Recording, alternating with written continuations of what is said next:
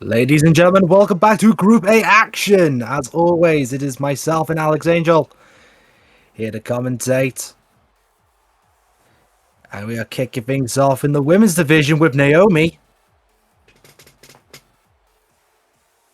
Yes, battle of sort of the middle of the bracket. I think every other match in the women's side, bar this one, has at least one member that's either in the top or the bottom. This is the only one that's purely in the middle.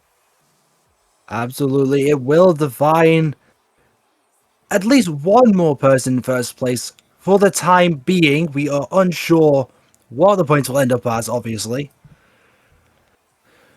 But there is a chance that this might be the shortest first place run of the tournament so far. Especially with Beth Phoenix and Dakota Kai. There is a chance that we end up with no one up in first. This could end in a tie. That is absolutely true. We could see a very strangely defined second place. Yeah, we are yet to see a tie. Of course, that could be double count out or time limit draw. It could also technically be double disqualification. It could, but we've also not seen any DQs yet this tournament, which, as we said last week, is very nice to see. Absolutely. You never want something like this to go down to DQ. Yeah. Like, it's not to say there's not been cheating, but for the most part, it's been fair enough that the referee's discretion. Of course, Kenny will be calling this match. Indeed, and as you can see there, his competitor, Ruby Riott. These two contestants do have history. I believe their last contest I can remember somewhat fondly was their contest in 2018.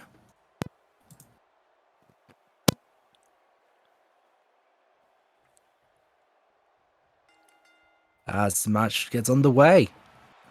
Yeah, Kenny calling for the bell, and we start with a snap suplex from Riott to Naomi. Indeed, and this match will definitely show a different clash of styles here. More of a striking game from Ruby Riott, whereas Naomi is kind of a general style. Not afraid to go for strikes or suplexes or even acrobatics. We've seen her do the middle rope kick in the past. And we have seen Naomi has been using that split leg moonsault. And indeed she has. It has been somewhat effective.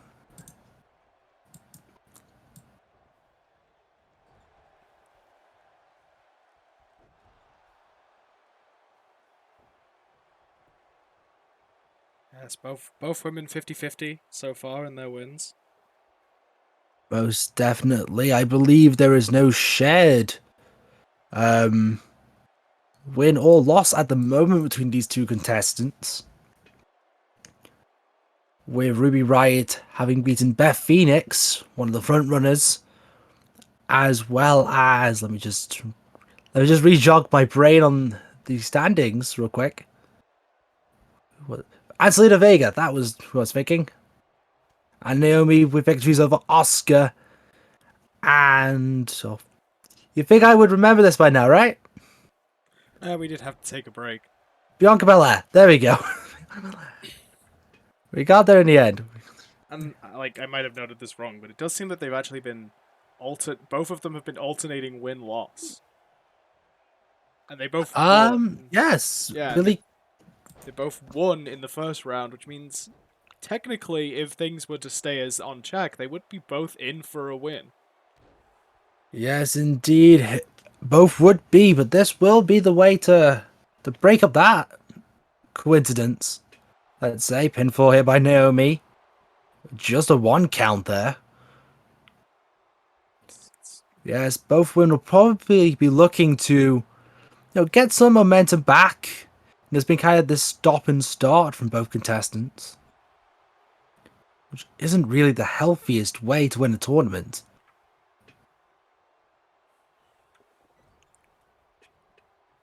Ruby Riott, they're taking too long to decide which way she wanted Naomi in the corner. Yes, appeared to go for the double knees, managed to stop herself before hitting the turnbuckle.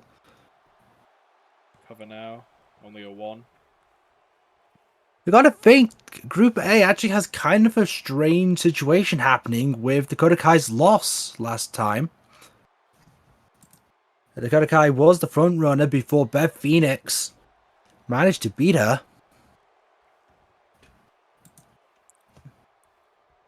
It's highlighted. Now, the fact that this is a very open field at the moment, even this late in. Yeah, it's shown a really like both blocks I think have this where the women's is a lot closer knit. Like there is points all over the board. Where in the men's you still have people on 0 and you have people that have gone undefeated. I only one. Dang, Andrade was able to get points. I will remind you. That's still one more than there is in the women's. That's Anyway, the poor Riott Bobby kit, Roode. the Riott kit connecting. As not counted in the pin. Here's the music for Becky Lynch. That's What's she doing back? haven't seen Becky in a while. Well, speak of the devil, Oh no, Exploder! Yeah, she exploded her. Exploder into the pin. Naomi looking to capitalize. Only a one count. That would have been Naomi's second dubious win as well. Yes, Naomi did win because of, what was it, physics against Asuka? Yes, Carmella coming in and physics failing Carmella allowed it's very- Naomi to get a roll up in the first round. A lot of people trying to get Naomi points for some reason. Yeah, feel the glow locked in. Yes, quite the submission technique, and it does work, Naomi. Forcing the submission there. Music guys almost started playing Peyton Royce theme for some reason. I was going to question that. Then realized their mistake, and now we just have silence. It would be Oswald Patches, would it? Oh, Jesus. But yeah, the Field of Glow is quite the formidable finisher. Locking in those arms, just splaying them out. Yeah, keeps the opponent locked Yeah. in. Very hard to get out of it. Hard to get to the ropes. Becky, there's that big exploder again, just out of nowhere. Becky just appearing. Naomi seeming to have support of more than a few people backstage. And shout out to Paul Potty Doge. Apparently showing his sign in the corner there. I don't think that comes up on the recording. I meant in the crowd. Okay. But regardless, congratulations to Naomi, solidifying those 2 points and putting herself in a temporary first place position. Only time will tell if she does stay there.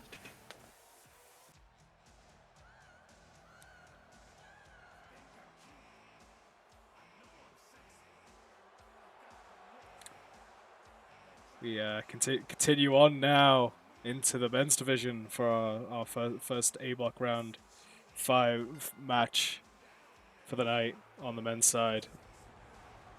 Yes, and I have to say, it does seem very strange to consider Michaels one of the opening match participants, but the male side of this group has been kind of what's what I'm looking for.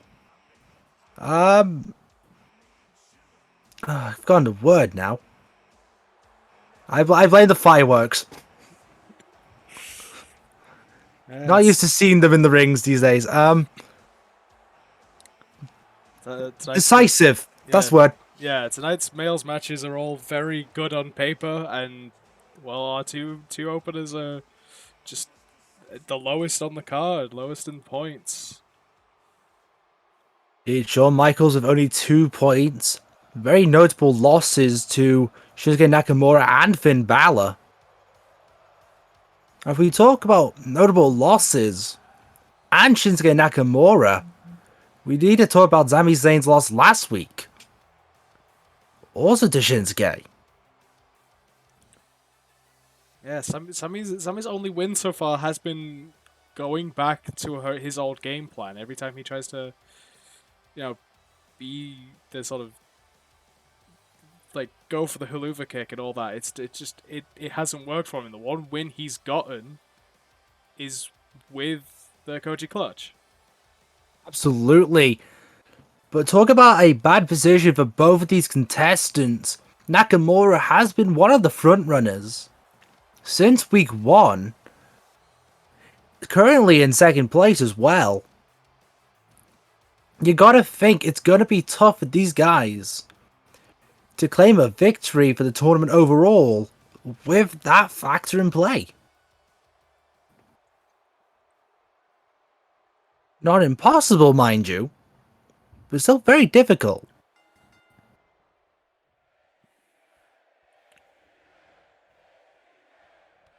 Especially whoever loses this, as I've mentioned a few times before, 12 points is normally the winning score for a bracket.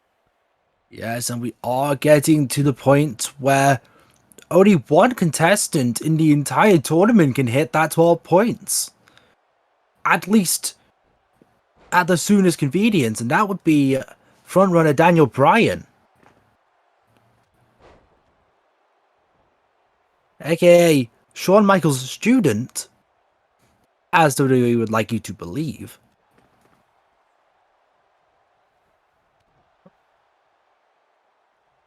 Yes, trading strikes back and forth so far. As both these men are technical wizards of their generations. We're going to be seeing the feeling out process throughout the entire match in this wear down approach. The inverted atomic drop. Followed by a back elbow. Yeah, knee driven straight into the perineum. Not even a 1 count though. Yeah, you have to think both these men have the potential to go for the entire time limit. You know, Michaels has contested himself in Ironman contests. And Sami's had quite a long set of bouts. Yeah, I'm pretty sure Sami has wrestled an entire 1-hour episode of NXT before. That would not surprise me. Not to mention again his match to Shinsuke Nakamura, which was, I believe, in the 30-minute mark. Sami decides to get momentum for the stomp? What I still believe is the silliest looking move in wrestling. Ah, yes. Your hatred of the foot DDT is very much acknowledged. Yeah. Looks so dumb. It looked... Correct me if I'm wrong, it looked like Sami was going for a running power slam of some sort. Yeah, had Shawn up on the shoulder. I didn't realize he was still trying to take the Mickey out of Braun Strowman, but hey presto. Guess some habits never die. Indeed so. Shawn Michaels now bringing out an old school bag of tricks with the pile driver. Yeah, it's a lay drop on the pile driver. Heads to the top. Might be looking for the heat seeker elbow. Definitely. Heat seeker connects.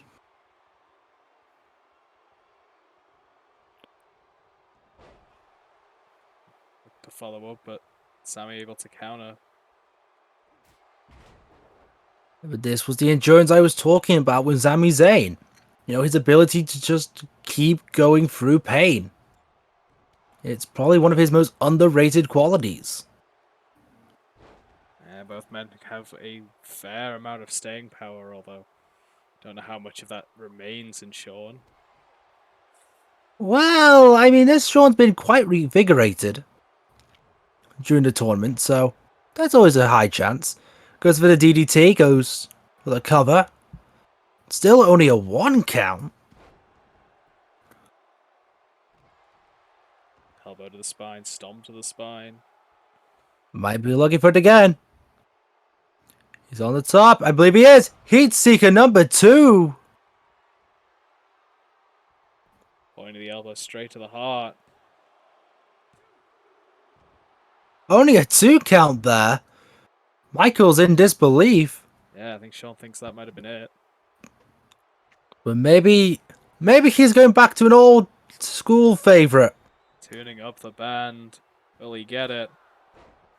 And the sweet chin music. A perfect symphony to the chin. Will it be enough? Perhaps. And it is. Shawn Michaels capitalizing with the sweet chin music for the win there. Yeah, Shawn Michaels does not want to be out of this yet. Absolutely not. Still acknowledging this might be one of his last runs, if not his last run. Yes, this was one more opponent from NXT that he has faced. He's faced Joe, Bálor, Nakamura, Ricochet, and now Sami Zayn. Going through a who's who, so to speak.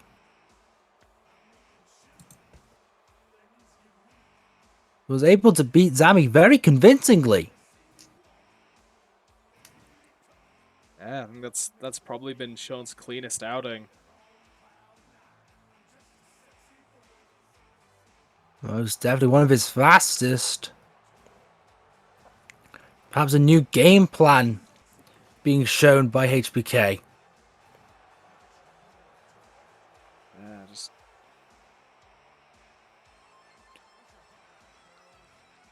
a hard and fast striking and wear down.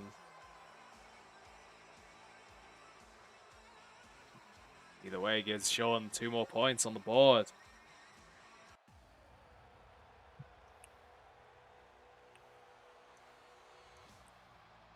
Well, she spent quite a bit of time at the bottom. And though she's still down there, she's now finally on the board. Looking to continue that momentum this week. I was about to say, still at the bottom, but yes, Asuka is looking to rebuild momentum. Or at least gather what wasn't there originally. As we mentioned in the last match, how Naomi got the win in the first round with a roll-up after the distraction from whatever happened to Carmella. And Asuka just, until last week, wasn't able to recover. Yeah, it was only until her match with Bianca Belair that she was able to get a victory.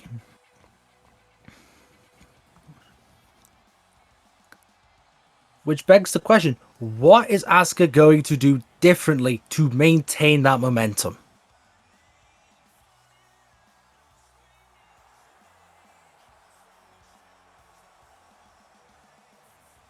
Because whatever she did last week definitely worked.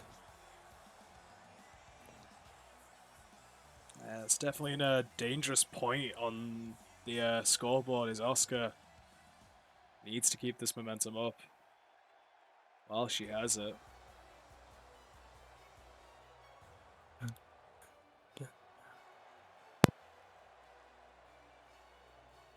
Her opponent has had a few ups and downs, but let us not undersell Sonya Deville. A formidable striker in her own right.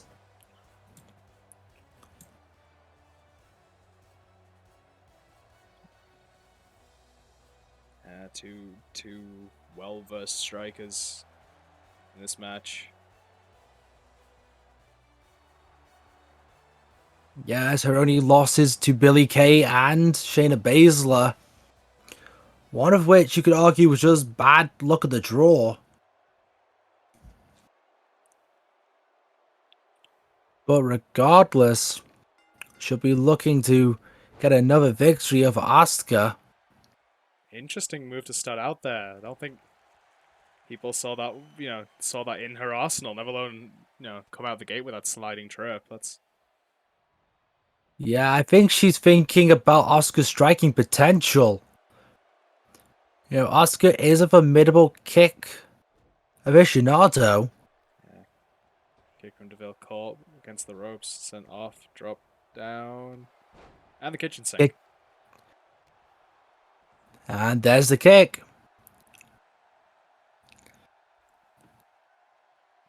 As I was saying, a proficient striker, very educated feet as Asuka. Absolutely. Asuka is a woman of many, many talents in and out of the ring. And striking is definitely one of the ones that comes to mind. That and submissions.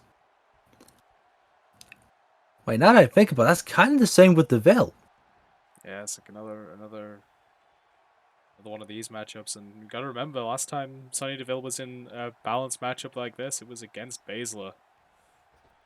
To be fair, Baszler is on another level, to be fair. Let's not to undersell Deville on that, but Yeah, but you know, Baszler, that was a red hot Baszler. touted as one of the four horsewomen of MMA. Yes, Definitely, and for good reason. yeah, definitely a lot more of a, a shoot pedigree. But that was just bad luck of the draw again, I'd argue. A red hot Baszler on the first week. Rope break there by Deville. Yeah, gets out of the high angle STF.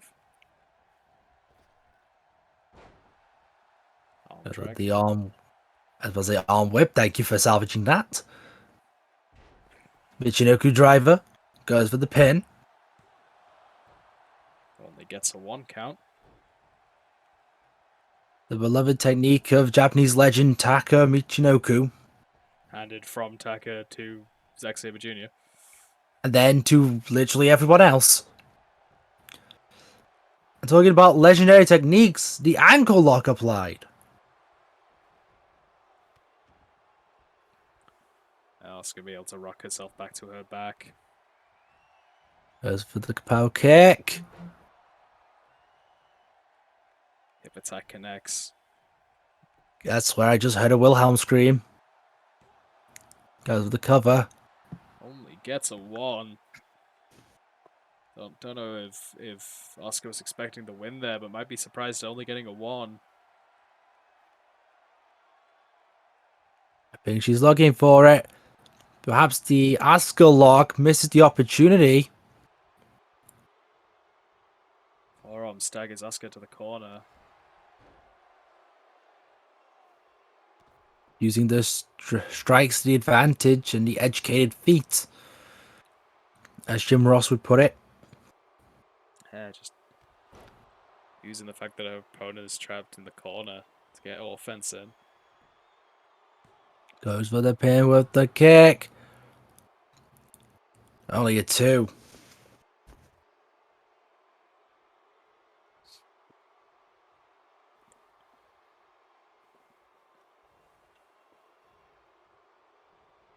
Baszler with a gut wrench powerbomb, misses it, gets Saito suplexed for the troubles. Asuka now looking to use the corner, gets the double knees to the spine. Hoping to capitalize, getting on the pin. 1, 2, only a 2 count again.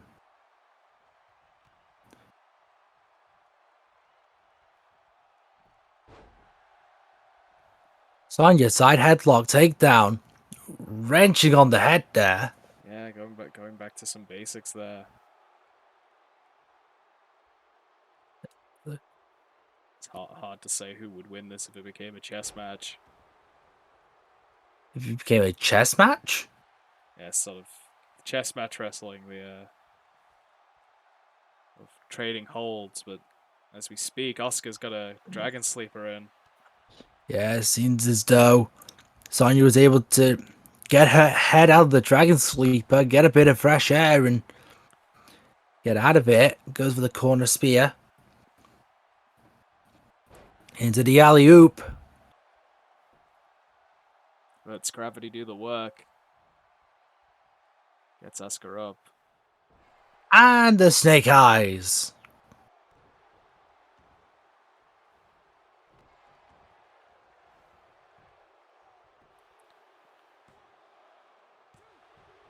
Only a 2 count after that assault.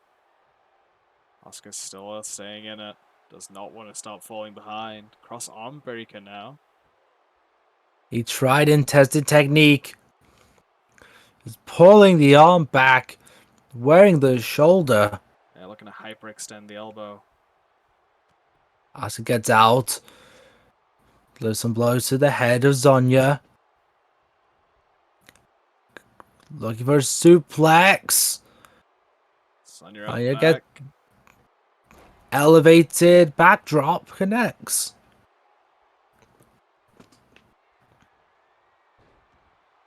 And there's Triangle. a submission. Triangle choke.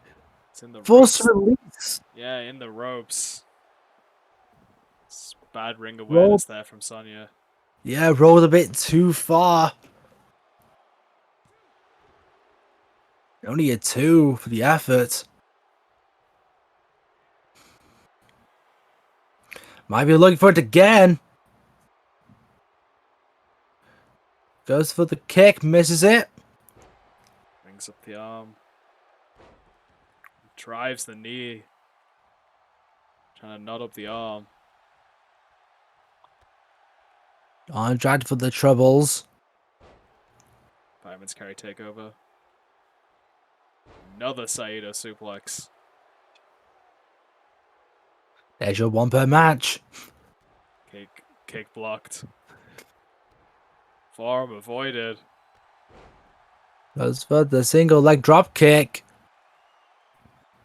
Asuka might be looking to finish it. Kicks the midsection. And one final kick to the head. There's those educated feet coming to great use. Asuka looking to capitalize. And 3. Powerful flurry of offense. That spinning heel kick to the head, just a knockout blow. And Asuka gets 2 more points on the board. But this is what we were talking about. Asuka is a very gifted striker. And able to plant those strikes efficiently and effectively.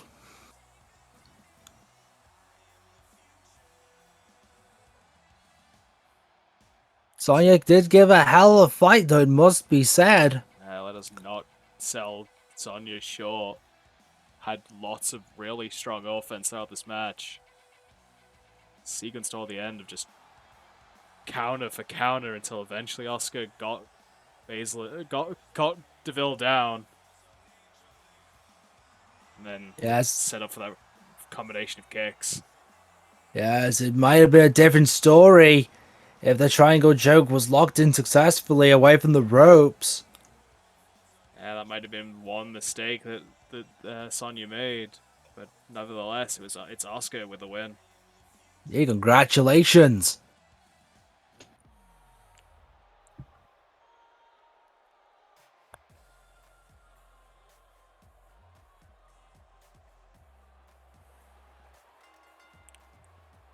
Now thank God the sound guy got this song right. Jesus. I was dreading it would play Naomi's song for a second. Yeah, sound guy having some troubles this evening, but we'll let it slide.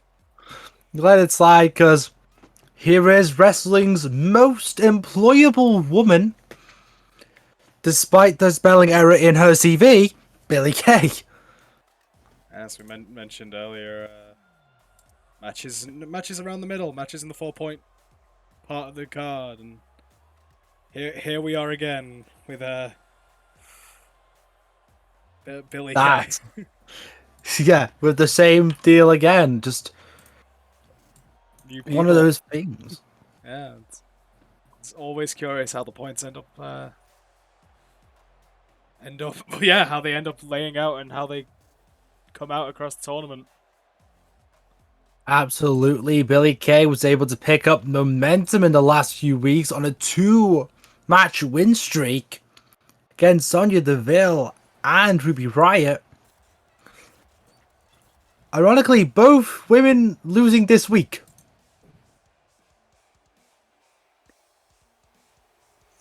And in sort of an ironic turn of events, Baszler having the exact opposite look, having 2 wins in the first 2 rounds and then losing her past 2 rounds. You know, there's something to be said about going into a tournament with all the momentum behind you and then just something dropping that momentum. And I think that's happening with Baszler this evening. certainly has been so far, and I think Baszler's really, really hoping not to lose this one because I think this would be the point sort of cementing that is a loss of momentum. Yeah, Baszler does not want to lose to Billie Kay this evening. Hell, I don't think Baszler wants to lose full stop. An accomplished MMA athlete in her own right. You know, I think she's kicking herself, to be honest. But here we go, regardless.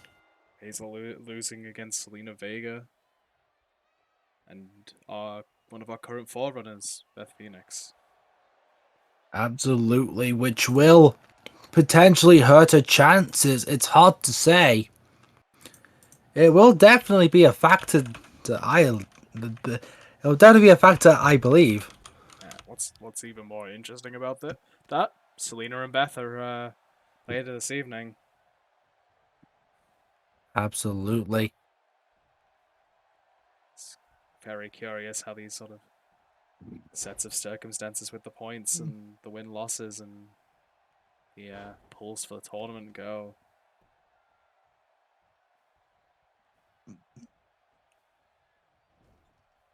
Of course, the overlords, the multiverse, doing all the work in setting up the bracket. Indeed. A split leg drop there from Billie Kay there. Yeah, shades of Sunny Kiss. Ah, yes, Sunny Kiss. Say the suplex blocked. Gets a backflip, unorthodox for Billie Kay. Goes for the back rake. Back rake. Elevated backdrop.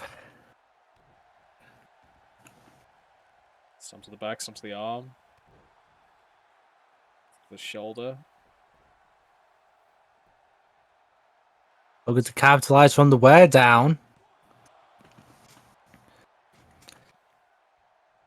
Perhaps a bit of a cocky pin there. At least with context. A lot of the time with these early covers, it's more just to force your opponent to execute the energy. I mean, that is true, but this is Shayna Baszler we're talking about. Yes, it's I don't think you can wear down a freight train. I think you just gotta find that moment and capitalize on it against Baszler. You know what I mean? Yes, it's Baszler is not an easy opponent to keep down. That's for certain. Absolutely not. I mean, let's go back to WrestleMania history where Becky Lynch had to literally counter or use a submission game of Shayna to her disadvantage. You know, you have to think outside of the box to some degree.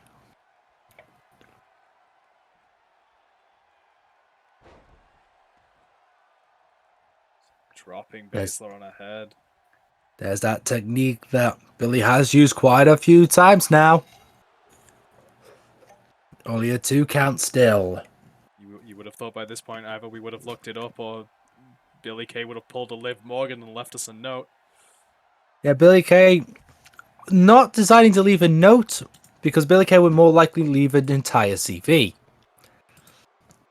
Kinafuda driver. Gets the hold in. Probably the most brutal way she can. Yes, locking the arm over the neck. Over the pure suffocation. Billie Kay using the elbows. Getting out. Yeah, a couple elbows to the rib cage and then one to the face. Forcing the break. Using the turnbuckle. With that extra bit of damage. Only getting a 2 count. Baszler, as we said, hard to keep down.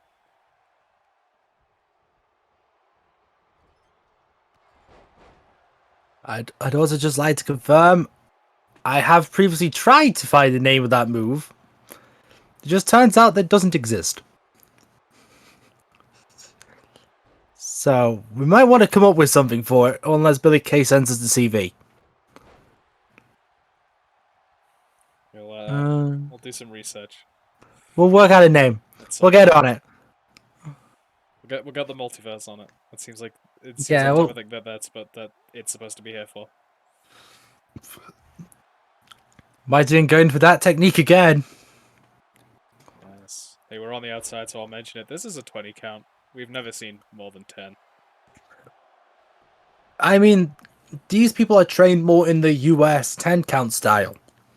Yeah, I don't blame them for not like being more used to the regular style, but Well, a 20 count offers more freedom, and that can sometimes just be a bit, I know, alarming. It might make you go for techniques you normally wouldn't and get counted out as a result. got Rich counted. Drop kick.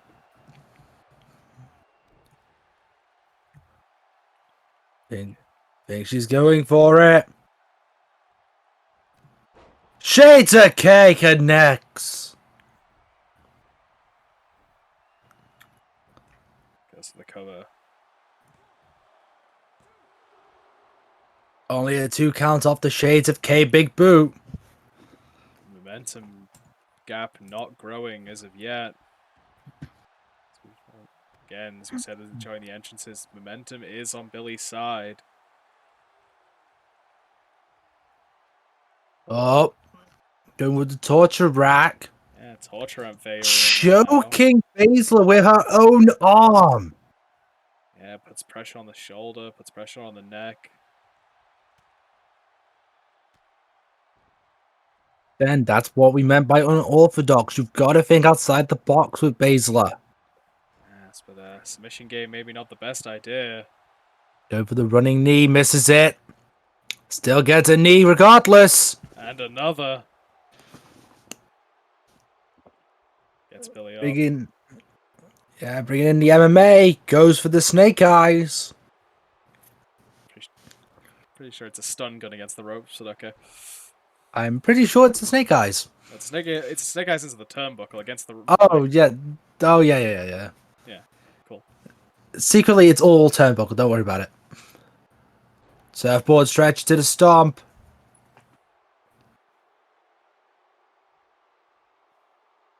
He's like getting a little winded there. Ankle lock now. Yeah, second time we've seen someone implement the ankle lock. And the second kick out as well. Snap suplex photo over. Looking to catch Shayna off guard. Doesn't get there. With the fist drop.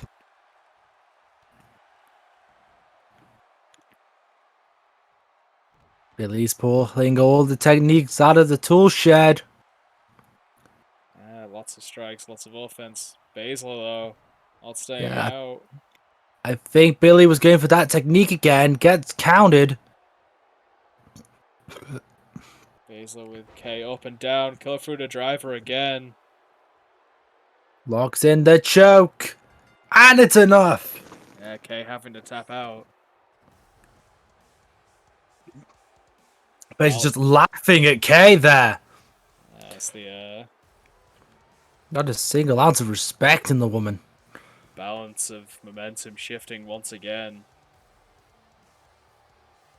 Yes, Shayna's trying to re-establish herself, it seems.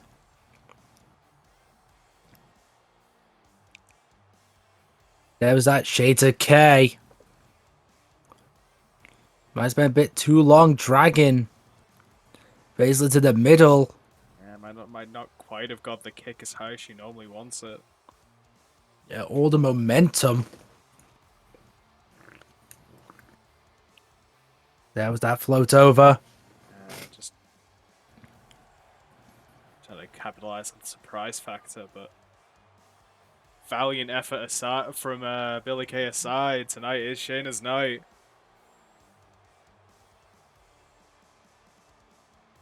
Indeed, trying to recover her path to the top, and she will be in joint first, at least temporarily. Time will tell if that changes. But again, Congratulations to Shayna Baszler.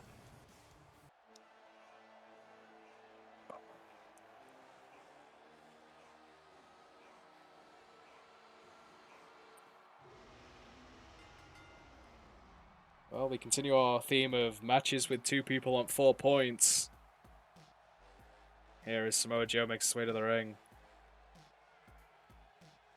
Indeed, a veteran of the industry. One of the toughest men to ever come out of the industry. One of the best submission practitioners to come out of the industry. You say it, and Joe is it.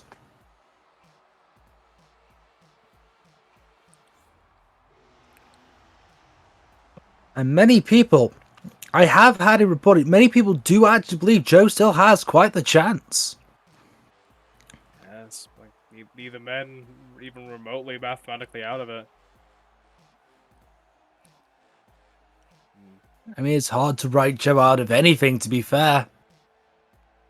Both men in this contest are some of the most proficient athletes in the business. Yes, but today will be a David versus Goliath, so to speak. Heavyweight versus cruiserweight. And what better cruiserweight to choose than Ricochet? That's a hell of a clash of styles. The fast-paced, high-flying action of Ricochet versus the slow, methodical submission and strike-based offense of Samoa Joe. Absolutely. I think Ricochet will be looking, however, for revenge a little bit. Not sure how much history you know of these two gentlemen, but these two did fight at Stomping Grounds back in 2019. With Ricochet losing to Joe. I believe. This wouldn't surprise me. Never mind, that was the opposite way around. Still, you gotta think there's that sense of, that's still the sense of revenge. Ricochet hasn't been so great against Joe. Joe's been able to trump Ricochet whenever he needs to.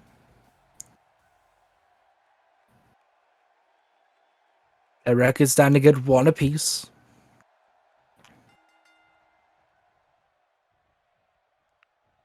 Again, as well as this being another match where we have 2 people with 4 points in the standings, it's another instance of having 2 people that so far has gone alternating wins losses. I think Absolutely. the only difference is in this case is this is where they would both be set for a loss, as they both lost in the first round. That would indeed be true. Both men have been on the same projection, but this will settle that. Yeah, this is very much Potentially. this is very much where the tide could turn for one man. Could also be the first draw. Yes, draw. Though unlikely, always a possibility. One day it might happen. I won't say will, but maybe.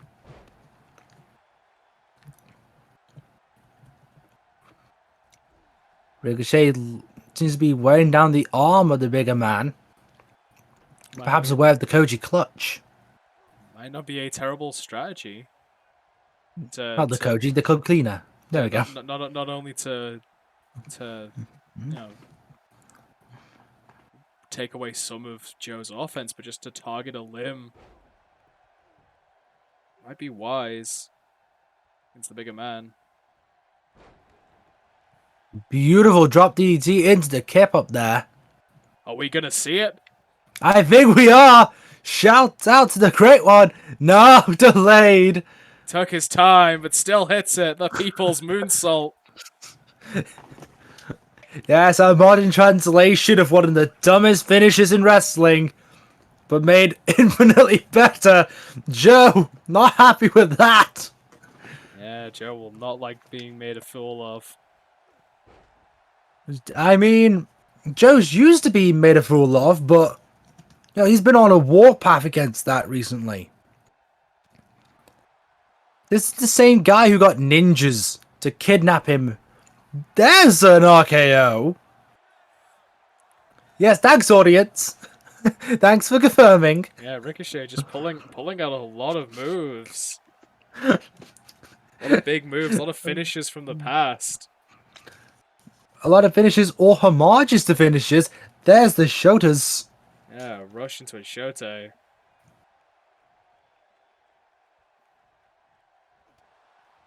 Just knocking Ricochet to the outside. Ricochet catching the kick. Dragon screw. Ricochet, as he would say, can do everything better than every other person. Not cocky, though. Just factual, you could argue. Running elbow. Floats over to the Enziguri. Standing Uranagi! Just planning Ricochet, but only a 1 count. Joe has put people away with that move. Ricochet may be borrowing a bit of knowledge. Uranagi for himself! Yeah! Ricochet, like, proving your point, saying anything you could do, I could do better. I said, what can I say? I hate being sidekick. But sometimes it happens. Not like he was going for another RKO. The guns did a complete clutch instead. Yeah. Choking the life out of Oh, Ricochet. Got the hooks in deep. Ricochet powering through. Oh, wait. Did Joe break it?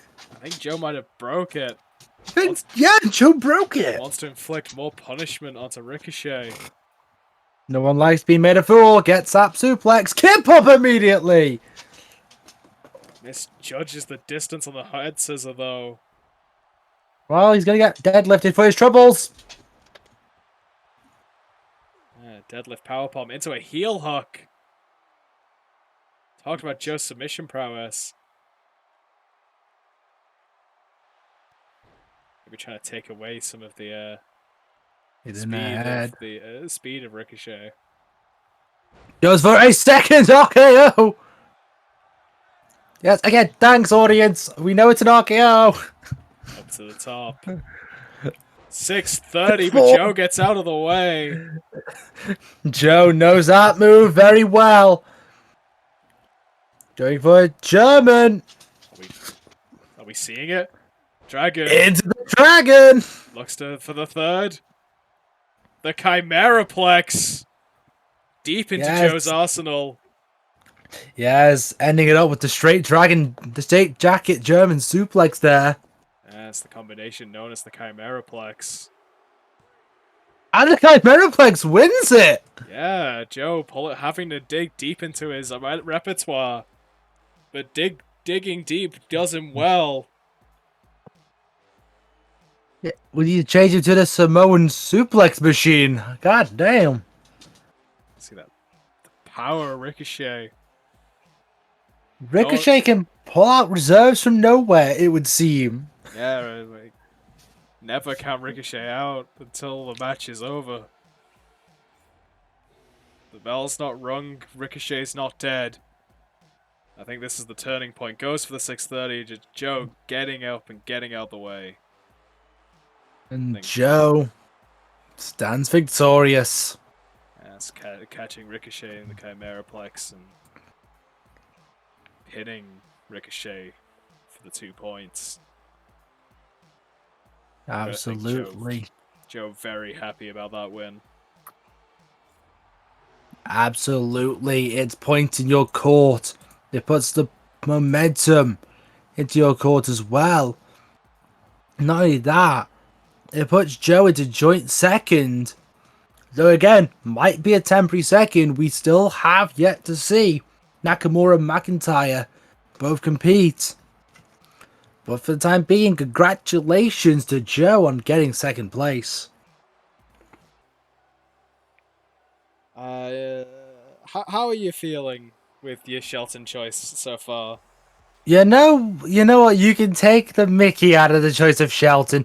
I stand by it. Okay, like, in fact, let me retort that question to you. How do you feel about your pick of Sami Zayn and Kenta? Well, Shelton getting win in Ah, the first silent there. round. Huh? Shelton getting a win in the first round, Don't boycott the question. Excuse not me. yet winning since. Oi, oi, oi! Focus on the question. You're Drew gonna criticize my choice? Drew currently sitting at 6 points, winning every round bar the last. Yeah. Oh, and whose picks are Shinsuke and Drew? Remind me. Who's picks Bryan? Okay, Shinsuke is okay. You don't have to brag about Daniel Bryan, okay? Hey, you're the one that started it. You took the piss out of Shelton. No. I was simply Shelton. I as a journalist was simply inquiring as how you thought it was going. It's going well, like my choice of Drew McIntyre.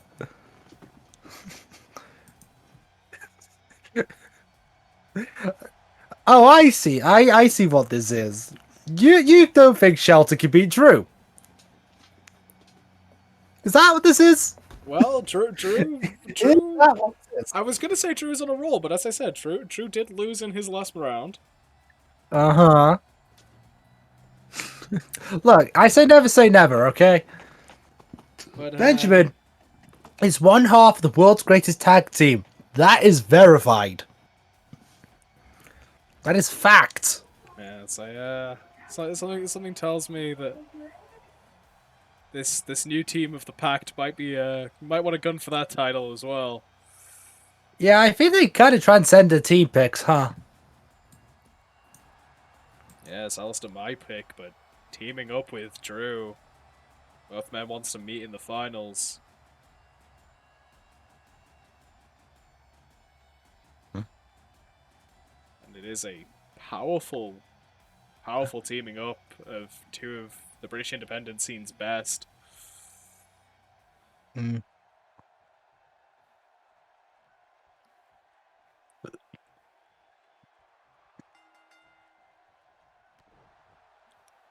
But as I'm saying, we should not we should not sell Shelton Benjamin short here. No, He's a wrestling prodigy. I have been with you. Like, we shouldn't be selling Shelton short in any of these matches. He is one of the best all rounders, like, in the division, but has not got the momentum behind him. It's fair to say. And he's a friend of Brock Lesnar. Yes, and how did that go for him last time? I went well for 20 seconds. It went smooth. Went Gucci, I believe the kids call it. Yes, and next you'll be telling me they were long seconds. They were very long seconds, thank you. You don't think 20 seconds is long? It's longer than Santina Morella. And the Hurricane. And Kenny and Mikey in the LW. Right. Okay, look, it was a good time, okay? Let's not worry about it. Oh, I'm not. After all, these are both your competitors. Yes. Well, as soon as Daniel Bryan loses, you'll see.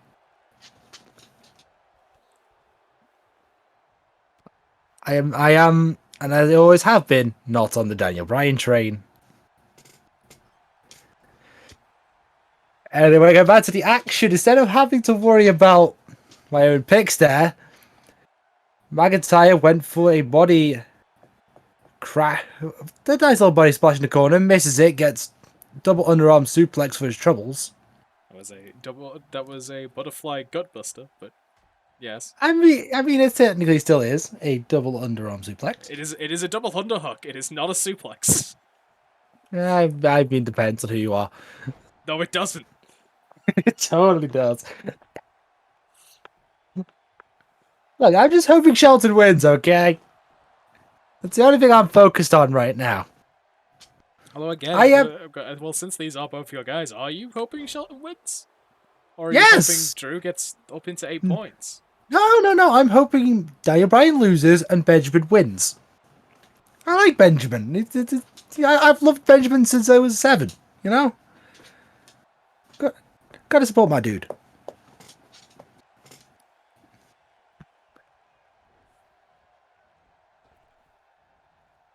Though I do admit, on paper, McIntyre would probably be more efficient a winner. Right, I go for the pin. It's the whole the good old head versus heart debate. Yeah, that's currently what I am feeling. I think head is winning, maybe. Yes, Drew mathematically better. Whoa, well, let's not say people are mathematically better. I meant in point standings, not in. I'm just confirming.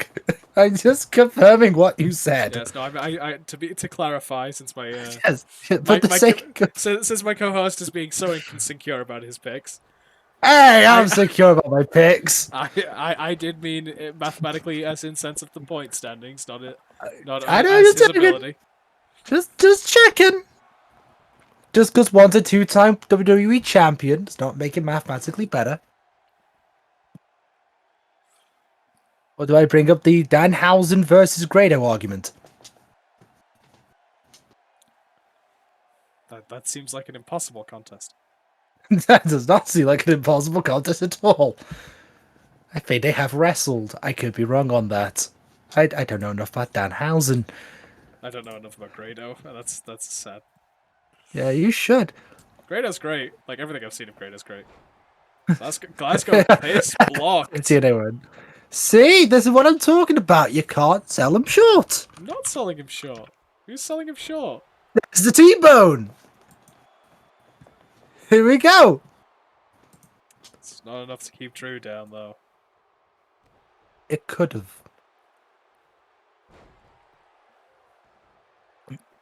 Okay, so I couldn't find Danhausen versus Grado. I have seen Danhausen versus Mordecai. Does that count? I've also seen that match. That is a fucking weird match. I've also seen Danhausen versus Psychic Mike. I mean Psycho Mike. Oh, not Psycho Mike, please. No swearing. There's the Gutbuster. There's a kick up, Drew. Not caring about the Gutbuster. Maybe he should care about the Gutbuster. Well, he doesn't. No, that's fair. Still, I think I'd care about Gutbuster. You know, your gut be hit. Painful. Bear hug into a Belly big to belly. belly to belly. The bear hug to belly, maybe? Looks for an air raid crash. I'm so used to calling that the Irish curse for no reason, because that's the wrong move. Yeah, that's white noise. I realised it, thank you. I caught my own botch. This is why I'm the analyst. Shelton with his feet on the ropes. Shelton and cheat again. That's tactics. So I'm trying to cheat the other week as well. Don't dismiss tactics. It's viable. It's only cheating if you're caught. Kimura locked in. A standing Kimura, no less. Shelton managing to fight his way out into the corner. Splash missed. Snap nair. That's Kick to the spine. Yeah, if it's that soccer kick. Action hard and fast. Oh no, here we go. He's lining it up. No countdown. Claymore! Shelton's busted open. Oh no. Yeah. Oh no. Oh no. And that's 2 more points for Drew. And even more momentum behind the pact. Well, it means they're both tying in points now. I said the pact, not in Benjamin and Drew. Just to clarify. I don't think anyone was confused. I mean, maybe someone was. Maybe the blind guy was, you know?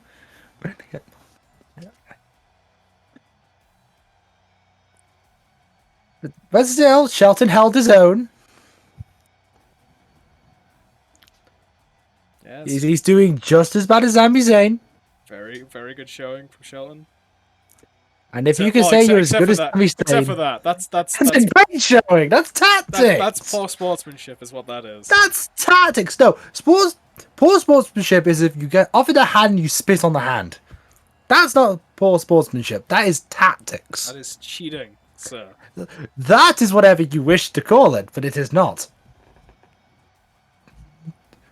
Cheating is busting someone wide open. Yes. Drew. This isn't the first blood match.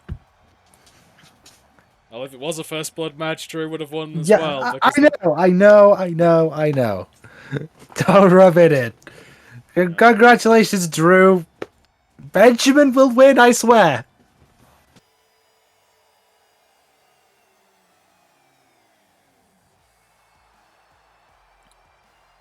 Well, we now get to the point in the evening where people near the top are trying to get even further up the card, if not stay on top.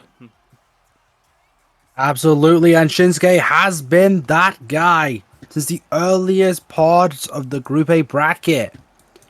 Remember, this is the man who was successful against Shawn Michaels back in week 1. Shinsuke had a very good showing, again only with a single loss so far. Yeah, indeed, against Samoa Joe, if I'm not mistaken. Checking. Back in round 2. Yes. So but then managed to... Oh, sorry, go ahead. So that might be interesting when we come to ties later on. Yes, otherwise he's been against some of NXT's main stars. He beat Ricochet. He beat Sami Zayn. And he's going to be looking to carry that momentum into this week. Of course, Drew in the last match, our first instance of, people trying to stay at the top. He was successful in his efforts, so Shinsuke hoping to mimic that effort.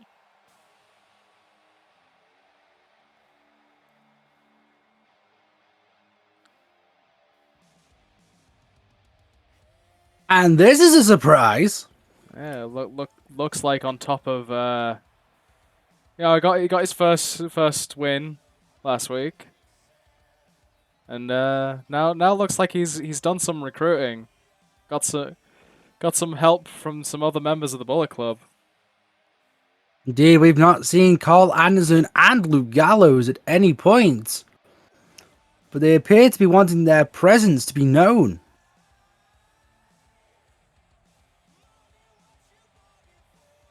But it is also the fact that KENTA might be looking at them to help him, go up in the rankings. He's got the win now. He's got the momentum. He wants to keep it. He needs to keep it. Is this another one of those head versus heart arguments? Could I ask? In what sense? I mean, you did choose KENTA. I did. I don't believe I chose Shinsuke. No, you did. Did I? Okay. Yeah, you most unless I magically lost a guy. I magically lost a guy. You had one thing to keep track of. You know what? Funnily enough, I had them written down, and someone decided to cut my note in half. That's really useful. Thanks, universe. Cheers. Weird ruptures in the multiverse aside. Yeah, that was weird. So, Kenta is he lost 3 weeks for 3 weeks straight, and as I've mentioned many times before, and I will continue to mention, 12 points is that magic number, and to get to those 12 points, Kenta has to win every single round. I mean, that can't be denied, of course. Though Kenta is quite the way away from that. Yes. And, the further you get in, the harder that's going to be to get. That's why I'm thinking that maybe this is why he's recruited some backup to just help him keep the course, as it were. Yes, Shinsuke already halfway to those magic 12 points.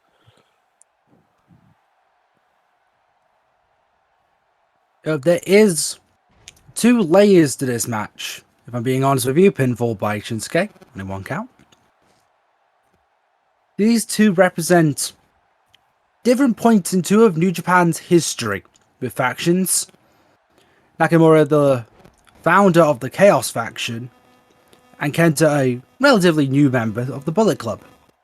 Yeah, but a lot of people, like, as much as they have evil and they keep pushing evil as this big guy, a lot of people think Kenta's more of the big, especially like with the turn on Shibata, like Kenta is the big standout. It's hard to say. There is one other detail, however. The last time these two faced was a tag team contest in 2013.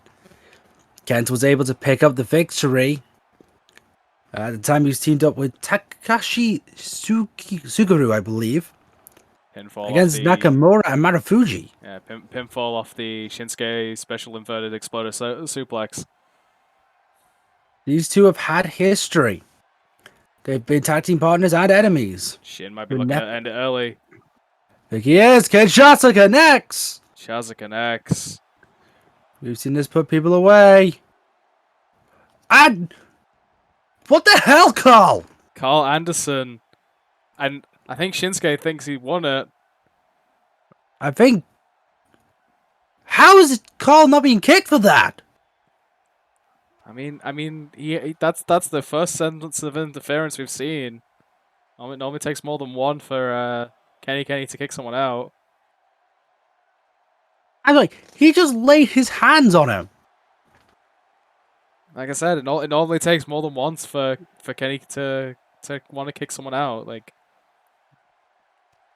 you do like it's that everyone gets one mentality. Like, Bailey got like a few weeks ago got kicked out for that because she had been messing around in the match the whole match. Like, that is the first time we've seen the Bullet Club get involved.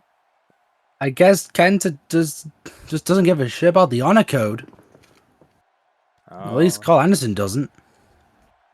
Bullet Club not really one for the honor. Often often the reason why DQs happen in G1 tournaments. Oh, to a 6 count now. Remember, ring out is 20.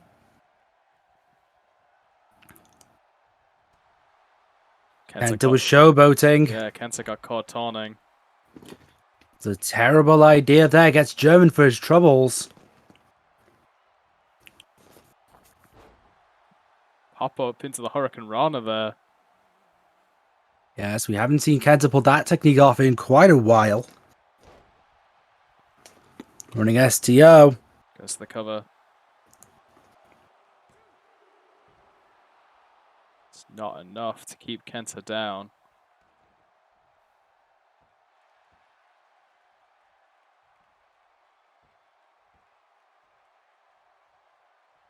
You gotta think Luke Gallows has kind of been taking a step back here.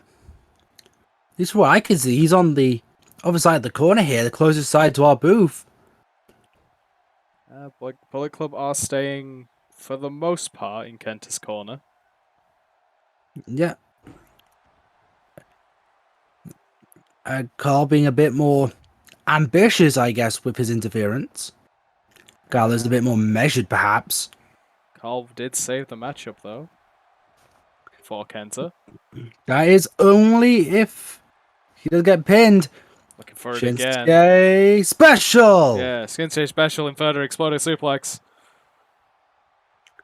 This is where Shinsuke's gotta be clever. He can't keep his eye off Carl Anderson or Luke Gallows now. Might be a mistake. Goes for the pin. But it is enough. Yeah, it's like the second exploder. Enough to capitalize on the damage done already. And that time, far enough away from the ropes where the Bullet Club couldn't get involved. Yeah, Kenta not able to secure a victory with interference. That is very, very good for Shinsuke, because that keeps him up. Keeps him with pace with Drew. And Daniel Bryan, temporarily. Yeah, saying Daniel Bryan doesn't win keeps that triple like three-way for the top up there. Although of course Daniel Bryan already having the tiebreaker over Drew. Indeed, but it might come down to that eventual battle. We know Bryan versus Nakamura will happen. It's just whether the standings make it that much more important. Bryan Nakamura is round 7, so we've got a few rounds to wait for that one. I just realized round 6. McIntyre faces Nakamura. Yeah, we are guaranteed to have someone ahead of someone, unless we have that first tie. Which could happen. That is next round. That is 2 weeks away. For now, congratulations to Shinsuke Nakamura. The night rolls on. We bring in the women's side of the top, starting with Dakota Kai coming off a loss against the other woman at the top, Beth Phoenix, looking to bring the momentum back to her side. Yeah, a lot of people were surprised to see Phoenix win that matchup. Phoenix coming back after many years of inactivity, but still showing her capacity in the ring. Though many people have been thinking of Kai very highly. Yes, Kai has been putting on one hell of a showing for this tournament. People are a little uncertain going into it, but the crowd really getting behind her throughout her first round wins, and yeah, now just looking to bring the winning ways back. That being said, if modern wrestling history is to come into effect, odds are on Bianca Belair this evening. I think for your sake, you're very much hoping that's the case. I mean, we've been surprised before. As Bianca Belair now, as this match stands before it happens, Belair is the only woman in Group A on 2 points. Everyone else is above her. That is correct. She's also, and she will go down in history, as one of the first 2 black women to main event an evening of WrestleMania. In regards to her contest with Sasha Banks from Group B.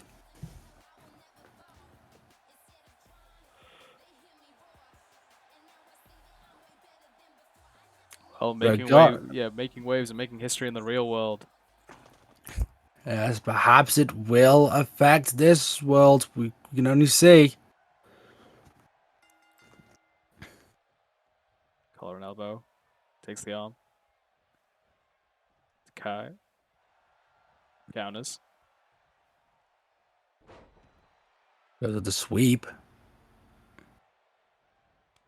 Kai winning the exchange there, I think. Back to the collar and elbow tie off. This time, just shoving Kai off into a double leg. Raining shots down. That's a bit more of the aggression we kind of want to be seeing, I think, out of Belair. Yeah, Belair has 2 very prominent traits. Power and aggression.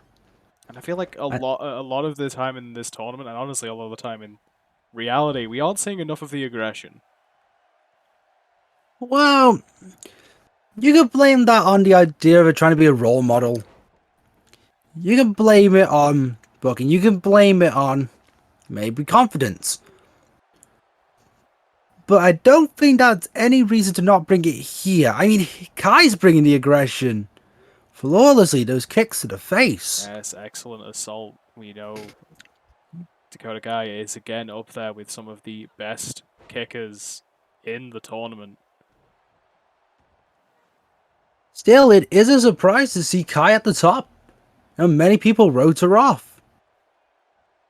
Yeah, most people at the beginning wrote her off, but after the second win, people got behind it. Yeah, even us, we freaking didn't think it was gonna happen. Yeah, I picked Kai as a sort of I like Dakota Kai. I hope she does well, but not expecting her to do nearly as well as she has done, and I'm very proud that she has. I mean, that I can't blame you for that. It's nice to see a surprise performance. I mean, it was nicer to see my pick Beth Phoenix beat her, but I'll give you props. Just crossing the ring to continue the brawl outside. This might feed into Bianca's aggression. Or at least some showboating, going with the squat into the power slam. So again, more of the power, and less of the aggression. I think is what we're saying out of Bianca, and I don't know what is the better strategy, and perhaps the fact that she's not been winning says she needs to change the strategy. Perhaps, though you could argue bad luck.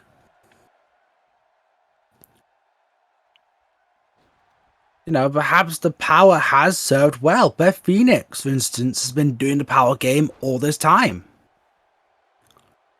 Has been successful for her. Yeah, but Beth Phoenix has the veteran instinct and the veteran edge to add to that. Just power game alone, I think, is maybe not enough. Perhaps, we're gonna see. Dakota Kai going around the world. That big boot.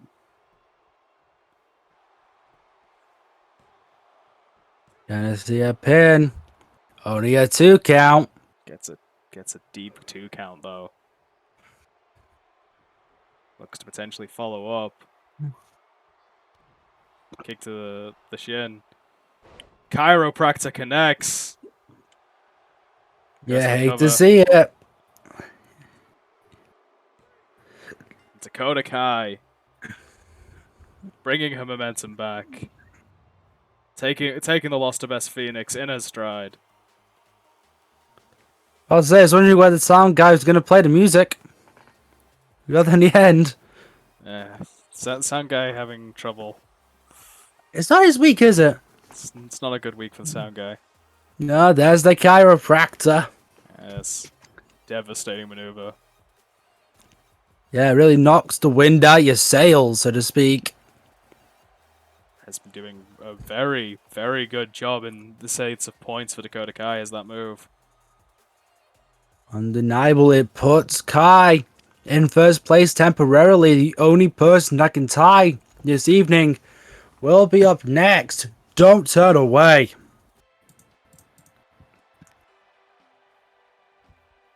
Sorry. As we just mentioned, the only woman that can keep pace now with Dakota Kai, and again, it's worth mentioning, if she does, Beth Phoenix wins because she beat Dakota Kai. That is a massive advantage. You have to realize the severity of that for Kai. That loss could be the Achilles heel for the rest of the tournament. That's all Beth Phoenix needs to do now is keep pace with Dakota Kai. Absolutely. If Kai wins, you win. If Kai loses, you still win to take the lead. That's all you have to do. You gotta think that pressure could weigh heavy on Phoenix. So I think she might be a bit relieved at her opponent this evening. Yeah, Zelina has been getting some surprise wins. Now Absolutely. She's only 50-50, but let's look at the people she's beat.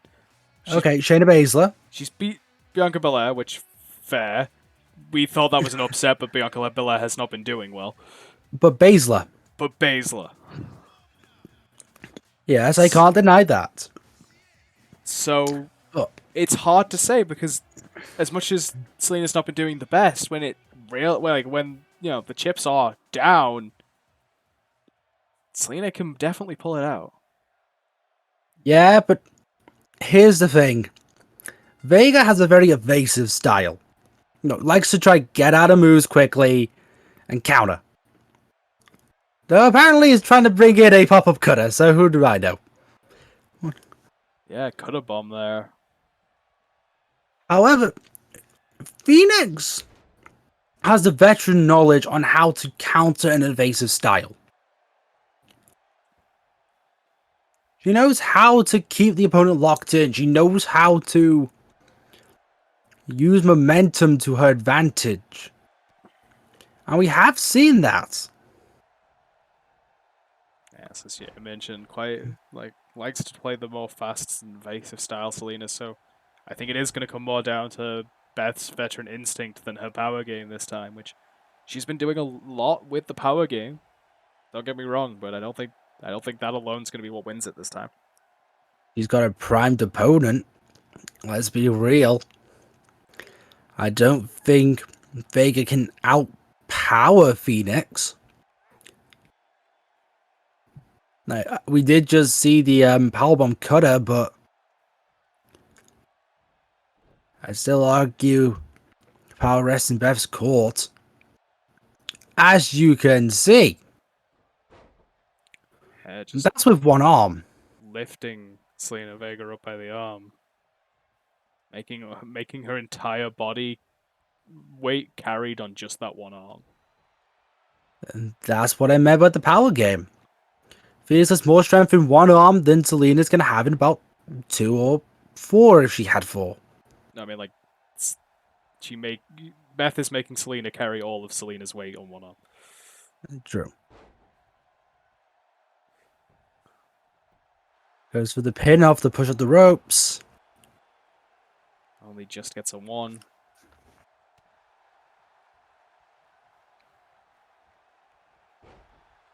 Beth Phoenix, a Hall of Famer in her own right.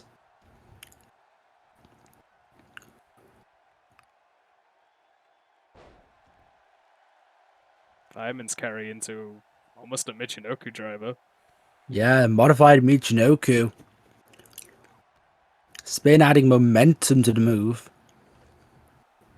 Zelina Vega, they're just dumping Beth Phoenix to the outside. Throwing it back in. Goes to the top. What is Zelina's plan? Moonsault, knees up. There's that veteran edge that we were talking about. Phoenix. Again, we talked about the power, but we also have to consider that veteran's instincts in terms of knowing what the opponent is going for and finding the most appropriate way to avoid it. Though using some of her quickness, causing Beth to bounce off the turnbuckles. It's what Zelina has to do. Double knees.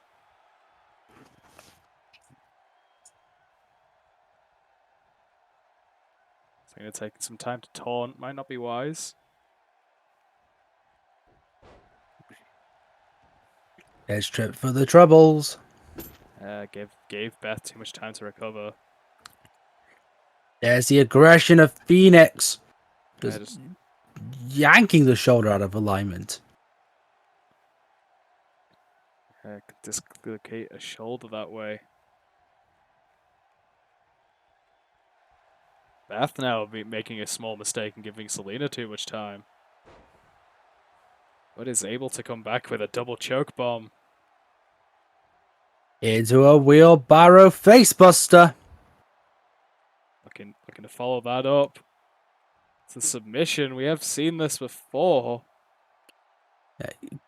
Just cranking on the arms, pushing the ankles the wrong way, and it's worked. Yeah, it's a surfboard, like modified surfboard Beth has been implying, has been proved quite effective. If it's not gotten the win, it's done a decent amount of damage to everyone she's put it on so far. Well, you know, I have a theory as to why she's adopted it. Remember, friends with Natalya. Natalya's brought out the sharpshooter efficiently, Yeah, and it has scored the victories. we have been saying, like, submissions seem to be the meta for this tournament, so why not bring out a submission? Why not put your focus on this move? Like, again, like we said earlier, like Sami Zayn's one win was the one time he put a submission on, right? Yeah. And Joe won with a submission this week as well. Yeah, it's like it's watching the rest of the tournament, seeing what's working, and then adapting your own version for it, which I think inherently is what the veteran skill is. Absolutely. And there we see the Hall of Famer maintaining first place. Yes, In a pretty commanding way, too. Yes, all she has to do is keep pace with Dakota Kai, and so far is able to do this.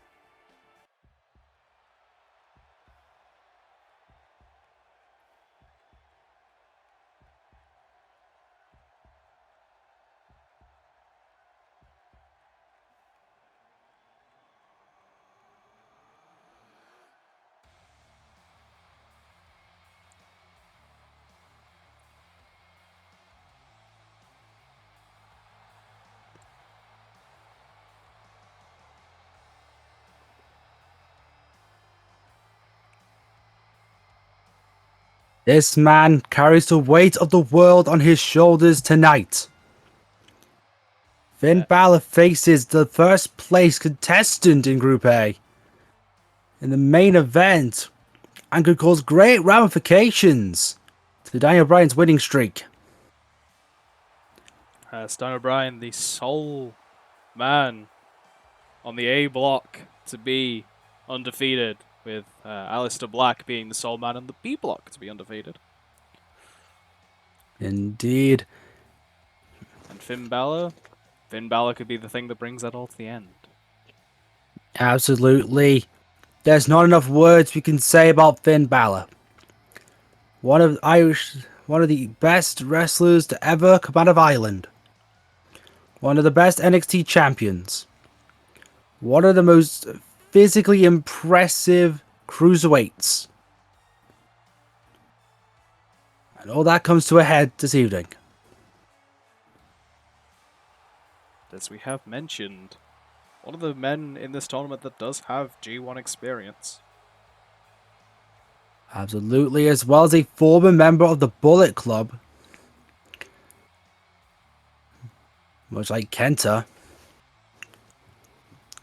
Appears as though Bálor will not be trying to acquire the services of Luke Gallows and Carl Anderson.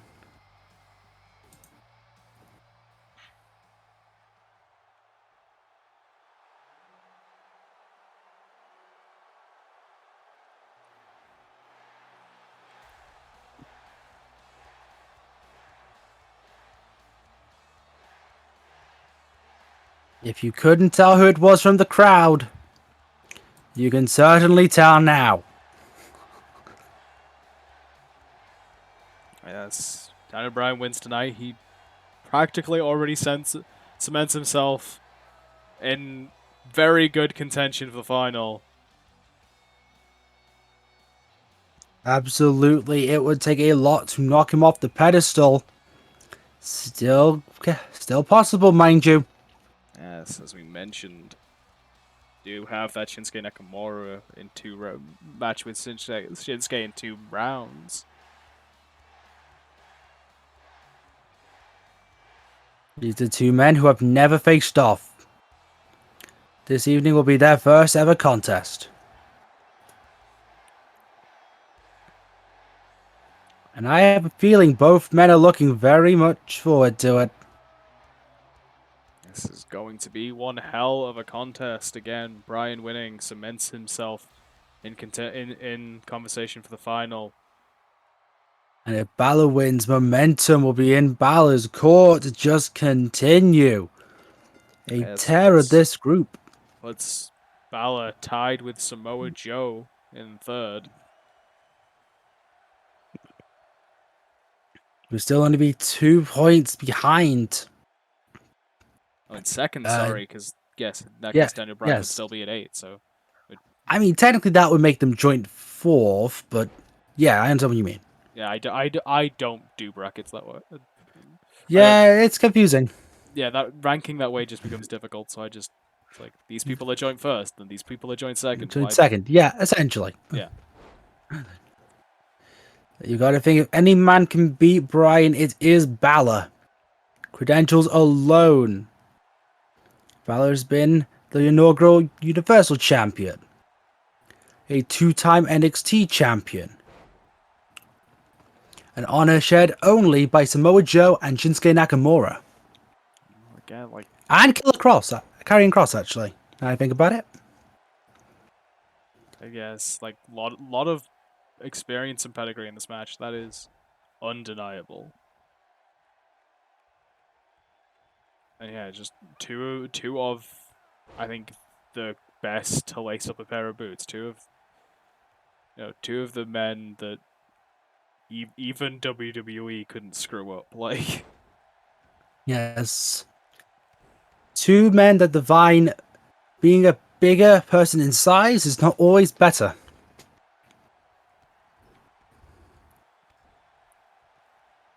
two pillars of what people like to refer to as the work rate era. So we see the couple running drop kicks there from Daniel Bryan. That's going to look to keep the momentum. Goes to work on the arm. Stretching not only arms, but also the back and the shoulders. Again. So just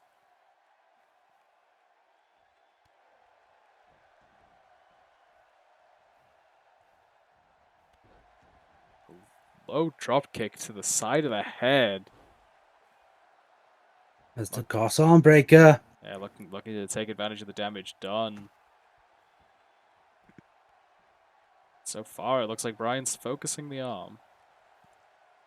Not a terrible idea. Perhaps signposting he intends to win with the label lock. And Bálor has had shoulder injuries in the past. Tope con hero. And the crowd definitely got that right.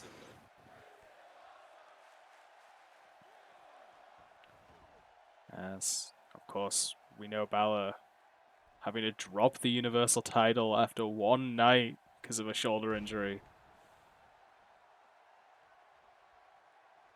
And one of the saddest title vacancies we've seen in modern history.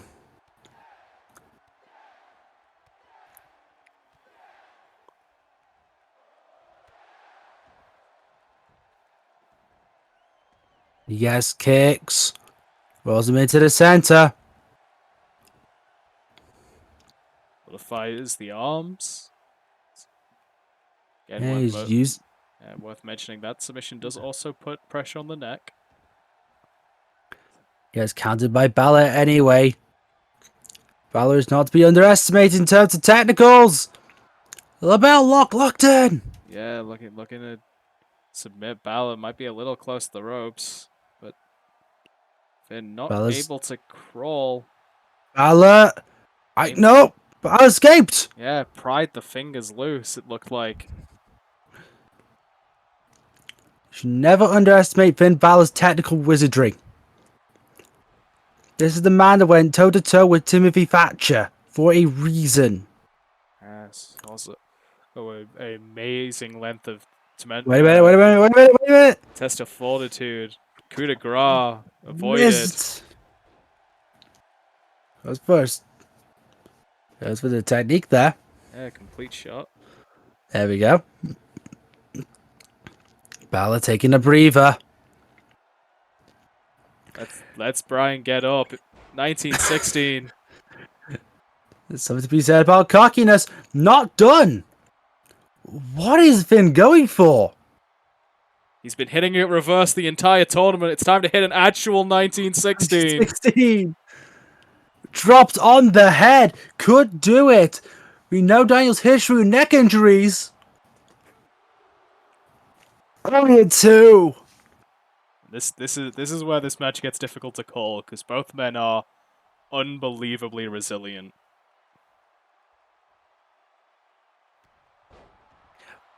Looking to gain momentum, goes for the forearm smashes. Sling blade. Beautiful maneuver. Indeed. He's one of the best men to ever pull it out of the tool shed. Bryan looking for some breathing room. This is the opportunity. Bálor takes advantage. Not seen this too often. Shotgun dropkick. Must be said, that is a painful technique. Your spine hitting the turnbuckle in the worst possible way. Yeah, you take the full force of the dropkick and then get rebounded off the turnbuckles. But Bryan able to crit his teeth, roll out, and hit the S kicks. Bálor kicks out to 2.9. Yeah, that's one of the closest falls we've had. Oh. I think he's going for it. Yeah, loading it up. Knee plus. Could be it. Knee plus connects. That could be it. 1, 2, 3. Bryan, not to be outdone, not to be unseated. Bryan stays undefeated. And he's now at 10 points. Bryan's looking to keep up that momentum. But man, did he go through hell. He has managed to make it halfway through the rounds without losing a step.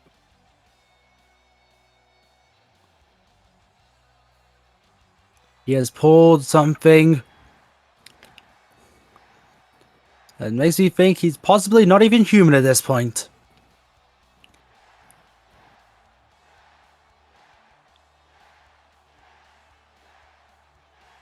Not that the crowd seems to mind. It's a very impressive feat and gives Daniel Bryan plenty of breathing room over the next few rounds. Which is probably good, as you know, maybe not next week, but in the weeks after, he has some fairly big challenges. Absolutely. But let's not undersell Group B, who will be appearing next week. As we turn our attention, as always, to the other side of the bracket. As we quickly get up the cards to see what we have in store. Well, I see one very intriguing contest. The Forerunner Aleister Black will be facing an old enemy from NXT in the form of Bobby Roode, who is still trying to get points. Yes, a real big deal for Bobby there, because I think that loss would probably make it mathematically impossible for Bobby to win. Meanwhile, Cesaro, Owens, and Rush will be trying to catch up. Owens facing Andrade, Cesaro facing Adam Cole, and Rush taking on former Olympian Chad Gable. Well, it's currently in the women's side, a four-way up at the top. Kairi Sane looking to take advantage against Lacey Evans. Sasha Banks looking to take advantage of Natalya. And Liv Morgan and Lita go one-on-one. So only one of those can come out ahead. Yes, we should be guaranteed, unless there's a draw, a first place Forerunner. Or at least 2 or 3. We expect some standouts to come on the B block next week. But we thank you for joining us here for A block action this week. I, as usual, have been Alex Angels, joined by Mr. Radox. And this has been us, signing off. Ta-ra. Take care.